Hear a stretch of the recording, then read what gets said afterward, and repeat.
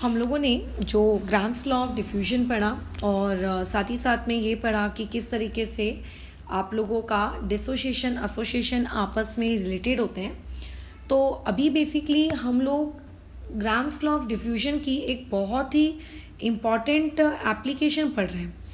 ये आप लोगों की एक तरीके से प्रैक्टिकल केमिस्ट्री है, ठीक है। जब हम लोगों के पास मान लेते हैं मिक्सचर होता है आइसोटोप्स का, और एक आइसोटोप मान लेते हैं सर्टेन प्रपोर्शन में है, मतलब सर्टेन परसेंटेज में है, और दूसरा जो आइसोटोप है वो उस अलग परसेंटेज में है। ये सच दैट कि एक आइसोटोप और दूसरे आइसोटोप के बीच में बहुत ज़्यादा क्या है, आप लोगों का क्या है वहाँ पर डिफरेंस देखने को मिल रहा है। जैसे मान के चलते हैं हाइड्रोजन जो है वो मेरे पास 98% है एटमॉस्फेयर में, और ड्यूटेरियम मेरे पास उसी सेम एयर में मान लो 0.00001% है। अगर मैं चाहती हूँ कि एयर से उस ड्यूटेरियम की क्वांटिटी को मैं इंक्रीज करूँ, मैं एनरिच करना चाहती हूँ कि मेरे पास जो एयर हो उसमें मैं जानती हूँ कि हाइड्रोजन पहले से परसेंटेज वाइज ज़्यादा है, बट आई वॉन्ट कि सच दैट कि कुछ ऐसा किया जाए कि ड्यूटेरियम का परसेंटेज बढ़े। तो कैसे करेंगे हम, ड्यूटेरियम का परसेंटेज कैसे बढ़ाएंगे? तो बेसिकली हम पूरा का पूरा वो जो मॉडल है किस तरीके से ये एक्चुअली प्रैक्टिकल केमिस्ट्री की जाती है, ये हम लोग यहाँ पर नहीं देख रहे हैं। ऊपर तौर से हम लोग देख रहे हैं कि किस तरीके से आप इस मॉडल को यूज़ करते हो। डिटेल हम नहीं पढ़ रहे हैं, डिटेल उसका हमारे सिलेबस का पार्ट नहीं है, और इसको भी हम इसीलिए पढ़ रहे हैं क्योंकि ये हम लोगों के डिफ्यूजन फिनोमेना वाले टॉपिक से रिलेटेड है। डिफ्यूजन की मदद से हम लोग क्या करते हैं, इसको एनरिच करते हैं, जो कि एक परसेंटेज वाइज कैसा होता है, कम होता है। तुम में से मैक्सिमम लोगों की क्या थिंकिंग होगी, अच्छा आपको परसेंटेज इंक्रीज करने और ड्यूटेरियम ऐड कर दो। भाई नहीं है ना, ड्यूटेरियम ऐड कहाँ से कर दूँ? अगर होती तो इस चीज़ की ज़रूरत हुई ना पड़ती, तो कैसे हम उसको एनरिच करें? जैसे अगर कोई तुमसे ये पूछेगा कि आपके पास कोई पर्टिकुलर मिनरल है, मिनरल्स में ऑब्वियस है कि आपका पर्टिकुलर ओर भी मौजूद होता है और साथ में वो इम्प्यूरिटीज ही मौजूद होती है। तो हम लोग एक टॉपिक पढ़ते हैं ना, concentration of ore. Concentration of ore का मतलब क्या होता है कि उसके अंदर से धीरे धीरे इम्प्यूरिटी को कम करना। तो ऑटोमेटिकली जैसे जैसे आप इम्प्यूरिटी का परसेंटेज कम करते जाओगे, उसके रिस्पेक्ट में, रिलेटिव बातचीत हो रही है, उसके रिस्पेक्ट में आप लोगों का जो उसके अंदर पर्टिकुलर जो भी है और उसकी क्वांटिटी क्या होती जाएगी, इंक्रीज होती जाएगी। एक क्लास में 50 लड़के 50 लड़कियां हैं, आपको लड़कियों की कंसंट्रेशन इंक्रीज करनी है, कैसे करोगे? लड़कों की कम कर दो, लड़के 40 कर दो। अपने आप देखो लड़कियां उनके रिस्पेक्ट में 50/40 हो गई। क्या हमने लड़कियों को ऐड किया? क्या नहीं। तो जिसको आपको इंक्रीज करना है, आपने दूसरे को उसके रिस्पेक्ट में क्या कर दिया, डिक्रीज कर दिया, या फिर आप लड़कियों को और ऐड कर दो। तो इंक्रीज करने के दोनों तरीके होते हैं, बट बेसिकली यहाँ पे हम लोग एनरिचमेंट ऑफ कंपोनेंट्स पढ़ रहे हैं, और ये तब ये पर्टिकुलर टॉपिक हम लोग अप्लाई करेंगे जब भी आपके पास क्या होता है, गैसियस मिक्सचर होता है। किस चीज़ का गैसियस मिक्सचर? एक हैवी आइसोटोप का, ठीक है, और एक आप लोगों के लाइटर आइसोटोप का, ठीक है। मतलब एक आइसोटोप आपका हैवी होना चाहिए और एक आइसोटोप आप लोगों का क्या होना चाहिए, उसके कंपेयर में हल्का होना चाहिए in terms of molecular mass. Obvious है, मैं उसके एटॉमिक मास के टर्म्स में बातचीत कर रही हूँ। तो आप ये क्या कर सकते हो, उसकी एनरिचमेंट कर सकते हो। अब इसे किया कैसे जाता है, डायरेक्ट पहले उस पर बात करते हैं, फिर न्यूमेरिकल पे मूव करेंगे। इसके लिए हम लोग क्या करते हैं, कुछ कंटेनर्स को आपस में सीक्वेंशियली कनेक्ट करते हैं। जैसे ये कंटेनर नंबर 1, इसको कनेक्ट किया एक दूसरे कंटेनर के साथ, इसको कनेक्ट किया एक तीसरे कंटेनर के साथ। अब डायग्राम मेरी उतनी अच्छी स्किल्स नहीं है, इसको कनेक्ट किया चौथे कंटेनर के साथ, इसे कनेक्ट किया पांचवें कंटेनर के साथ, dash dash dash dash dash, ये चीज़ चलती जाती है, और आप लोग इसको n कंटेनर्स तक इसको बेसिकली क्या करते हो, कनेक्ट करते हो। कितने कंटेनर्स तक? Up to n containers. अब ये जो n की संख्या है ये बहुत ज़्यादा होती है। जैसे अगर आपको यूरेनियम को अगर सेपरेट आउट करना है, उसका एक इलस्ट्रेशन लेंगे अभी, तो आपको 2000 या 3000 स्टेजेस मतलब ऐसे टोटल 3000 के आसपास कंटेनर्स आपको लगाने होते हैं। अगर आप नियॉन वगैरह को सेपरेट आउट कर रहे हो तो 25-40 में ही आपका काम बन जाता है ना। इनडायरेक्टली बात ऐसी होती है कि जितने ज़्यादा आप ये कंटेनर्स लगाते हो, उतनी ज़्यादा क्या होती है, आप लोगों की वो पर्टिकुलर एनरिचमेंट, मतलब आप उस पर्टिकुलर चीज़ की कंसंट्रेशन उसके दूसरे के रिस्पेक्ट में आप क्या कर सकते हो, इंक्रीज कर सकते हो। तो मैं यहाँ पे तुम्हें बता देती हूँ, पहले कुछ बेसिक टर्म्स देख लो। यहाँ से यहाँ गैस गई, कंटेनर 1 से कंटेनर 2 में गैस गई, this is known as stage 1। Container 2 से कंटेनर 3 में गैस गई, this is known as stage number 2। Container 3 से 4 में गई, दैट इज नोन एज आप लोगों का स्टेज नंबर 3। मतलब स्टेजेस किसको कह रहे हैं, ये चीज आई थिंक तुम्हारे भेजे में जा रही होगी, है ना। स्टेजेस अपन किसको कह रहे हैं, ये बात समझ में आ रही है। अच्छा, दूसरा कैसा रहता है कि आपके किसी भी कंपोनेंट की एनरिचमेंट जो होती है वो डायरेक्टली प्रोपोर्शनल होती है नंबर ऑफ स्टेजेस के। आप जितने ज़्यादा स्टेजेस को इंक्रीज करोगे एनरिचमेंट आपका उतना ज़्यादा होता जाएगा। हाँ, बट ऐसा नहीं है कि आपने मान लीजिए 10 करोड़ स्टेजेस लगा लिए तो एनरिचमेंट बढ़ता ही जाएगा, बढ़ता ही जाएगा। उसकी भी एक लिमिट होती है, हमेशा तो बढ़ेगा नहीं, बट एक ऑब्वियस एक ना कुछ लिमिट होगी उसकी।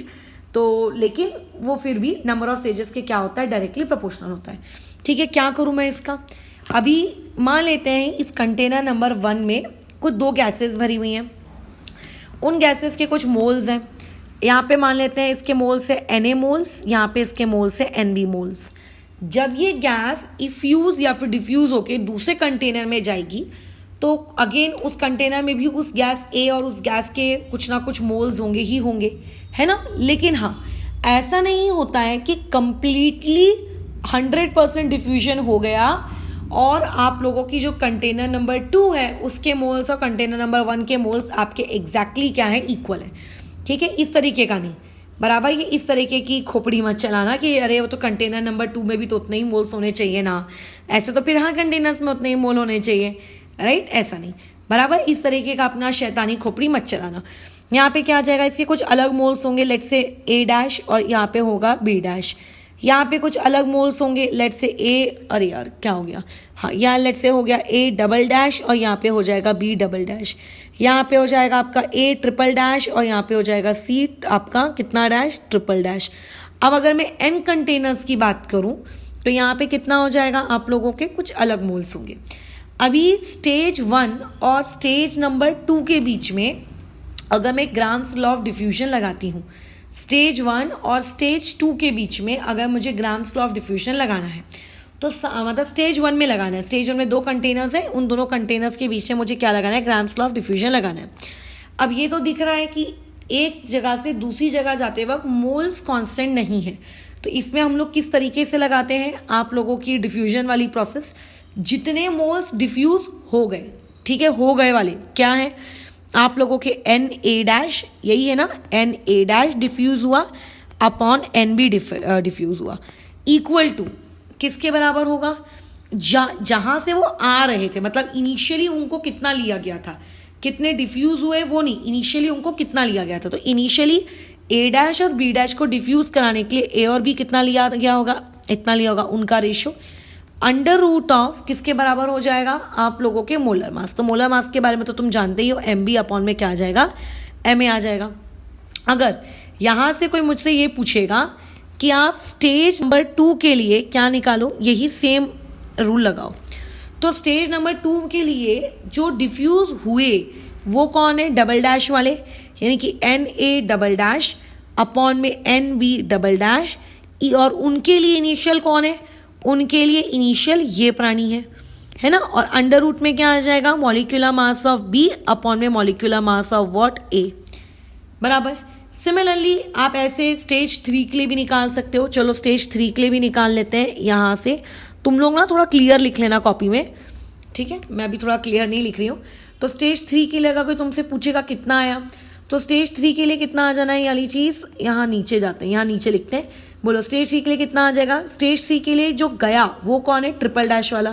तो Na' अपॉन में Nb', और उनके लिए इनिशियल कौन है, बोलो डबल-डैश वाला, है ना। और इसके किसके रिस्पेक्ट में, आपके Mb अपॉन Ma के रिस्पेक्ट में।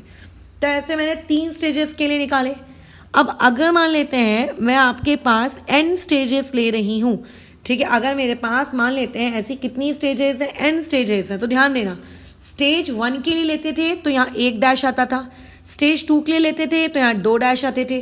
तो अगर मैं N स्टेजेस के लिए लूंगी तो मैं यहाँ लिख सकती हूँ Na अब कितना डैश लिखूं भाई मैं इसको, ठीक है। अब इसको रुको, इसको इतने सारे डैश नहीं लिखते, इसको रुक जाओ 1 मिनट। चलो ठीक है, लिख लो। अगर मैं n स्टेजेस के लिए लिखती हूँ तो n स्टेजेस के लिए ये चीज़ कितनी हो जाएगी, n a आपका वो डैश डैश डैश कितने वाले, n वाले डैश, n b आपके डैश डैश डैश डैश कितने वाले, n वाले, इक्वल टू यहाँ कितना आ जाएगा, n a dash dash dash लेकिन n-1 तक। जैसे अगर आप यहाँ 3 लेते थे तो देखो यहाँ 2 आता था, तो 1 कम हो जाता है ना उस तरफ, अपॉन में N B dash dash dash कहाँ तक, n-1 के लिए, और अंडर रूट में तो यार वही रहेगा कितना, एम बी अपॉन में एम ए। क्या ये बात समझ में आ रही है?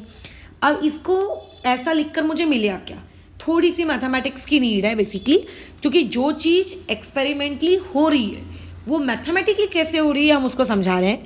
ये इक्वेशन नंबर 1, ये आप लोगों की इक्वेशन नंबर 2, और ये मान लेते हैं आपकी इक्वेशन नंबर 3। एन वाले के साथ मुझे कोई लेना देना नहीं है। सिंपली सारी गणित करो, इक्वेशन 1 को और इक्वेशन 2 को आपस में मल्टीप्लाई कर दो। अब ध्यान से देखो, दिमाग में करो कौन कटेगा, कैसे कैसे कटेगा।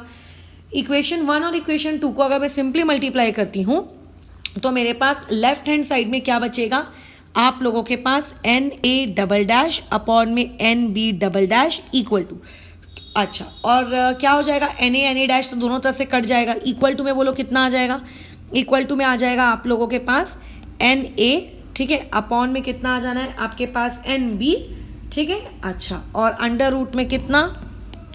अब आप देखो अंडर रूट में एम बी और एम ए का अपन मल्टीप्लीकेशन करते हैं।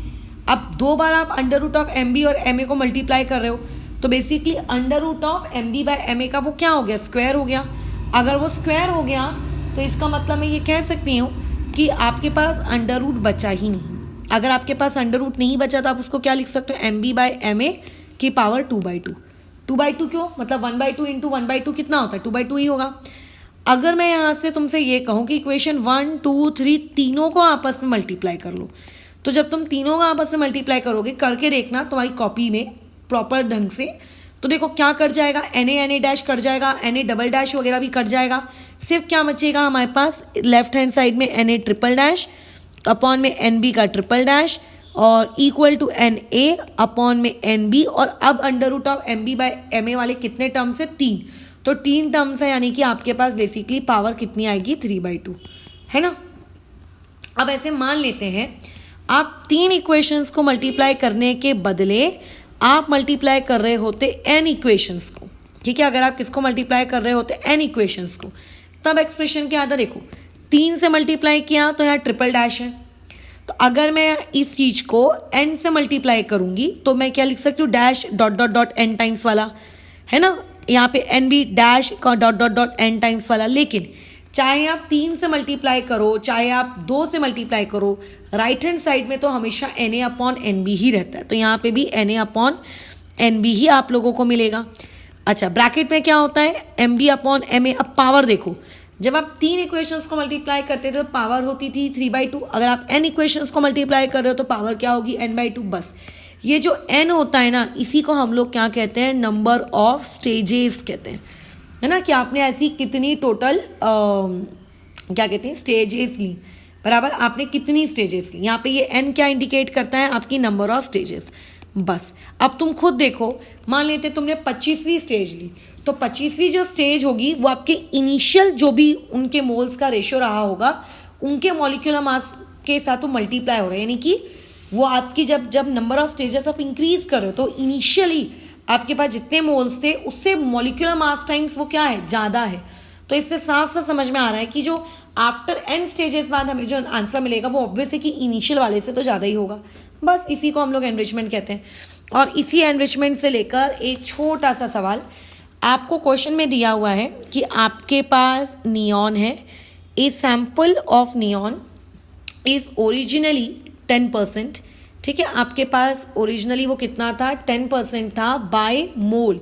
ध्यान रखना बाय मोल होना जरूरी है, बाय वेट हुआ तो उसको मॉलिक्यूलर मास से डिवाइड करके, एटॉमिक मास से डिवाइड करके आपको कन्वर्ट करना पड़ेगा मोल के लिए, है ना। अच्छा, यहाँ पे आ जाएगा आइसोटोप, और जो ऑब्वियस है कि आपके पास बचा कुचा है, वो बचा कुचा जो है आपके पास नियॉन का 22 वाला आइसोटोप है।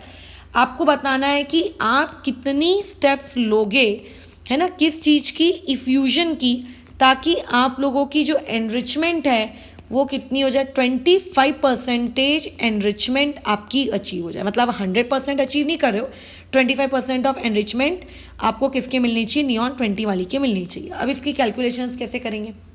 सबसे पहले हम लोगों को नहीं पता नंबर ऑफ स्टेजेस क्या है, राइट?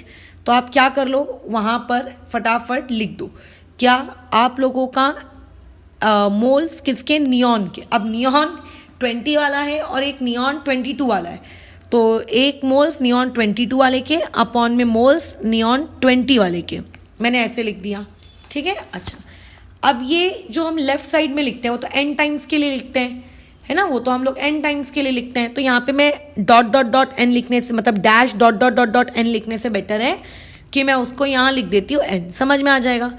यहाँ पे जो हम लिखते हैं मोल्स नियॉन 22 वाले के अपॉन में मोल्स नियॉन 20 वाले के, ये क्या लिखते हैं, आपके इनिशियली कितने थे, इनिशियली वाले के लिए लिखते हैं और मल्टीप्लाई करते हैं उनके मोलर मास से। तो बताओ यहाँ पे मोलर मास किसका लेंगे, 20 वाले का, और यहाँ पे मोलर मास किसका लेंगे, 22 वाले का, और पावर में कितना क्रिएट होगा, n/2।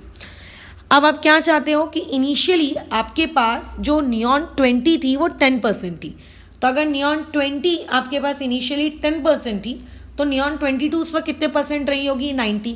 तो ये जो मोल कितना आ जाएगा आप लोगों का इनिशियली वाला, 90/10 यानी कि 9/1।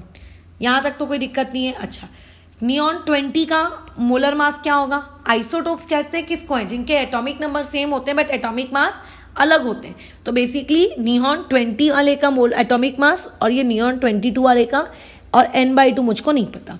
लेफ्ट हैंड साइड में मैं क्या करूं, तो देखो क्वेश्चन में क्या लिखा है कि 25% आपको एनरिचमेंट चाहिए, यानी कि अभी हम चाहते हैं कि हमारे पास जो नियॉन 20 हो वो कितनी हो, 25% हो। तो अगर नियॉन 20 को आप 25% कर लोगे तो उसके रिस्पेक्ट में नियॉन 22 कितनी हो जाएगी, 75 होगी।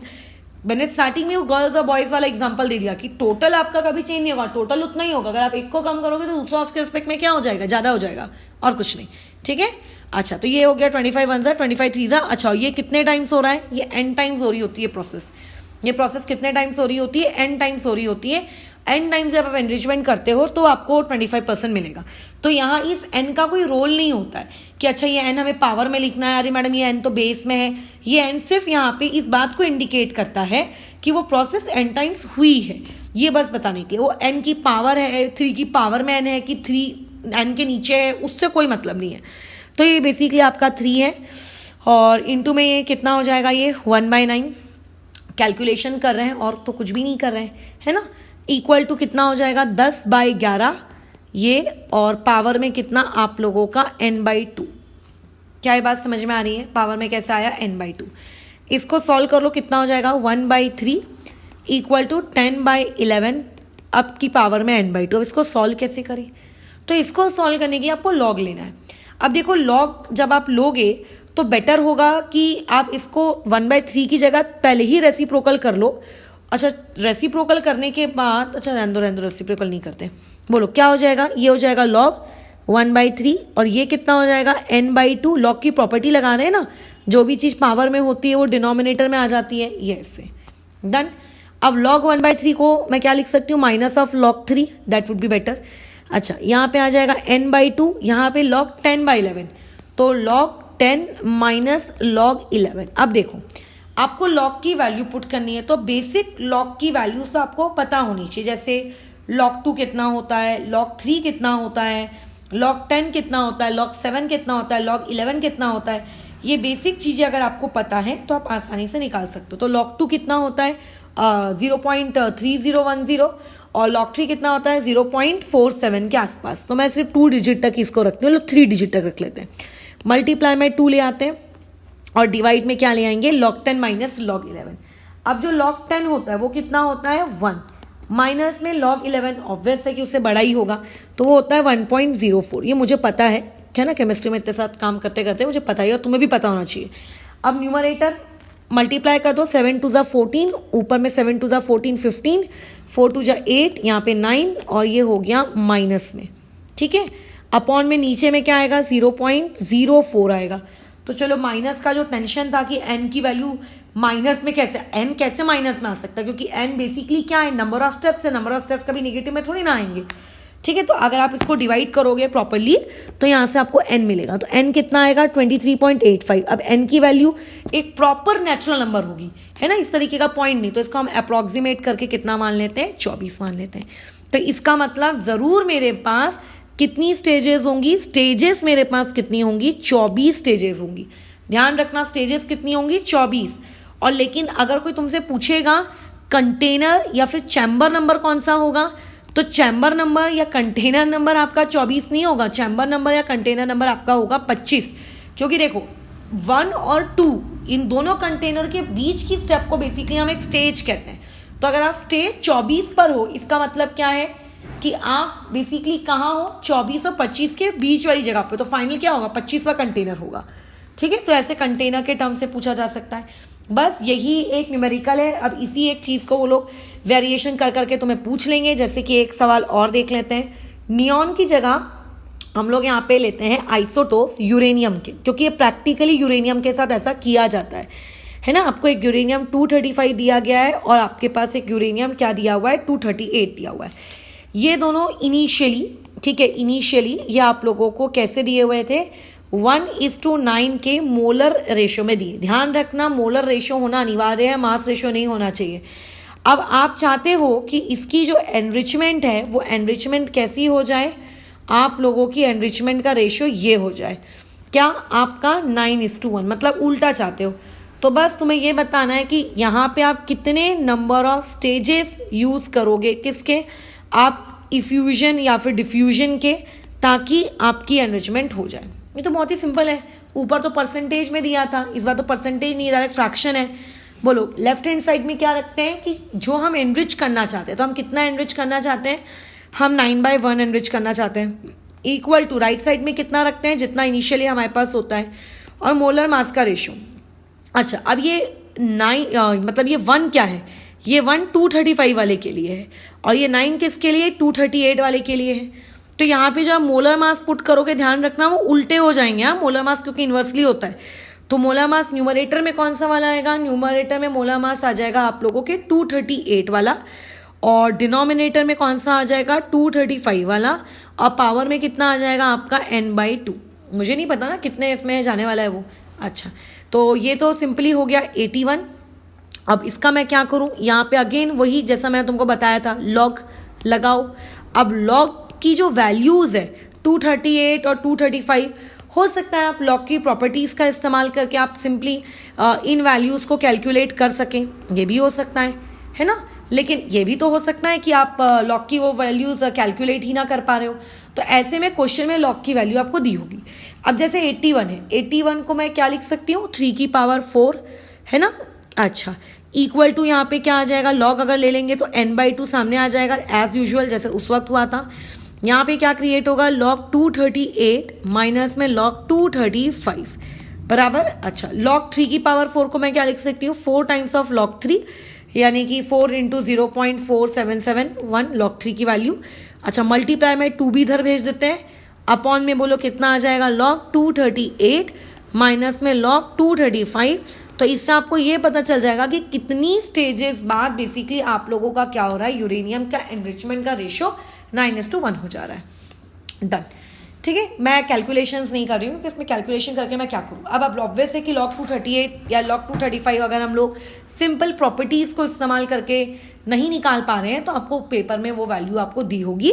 तो ये थी एक one of the most important application of what, diffusion.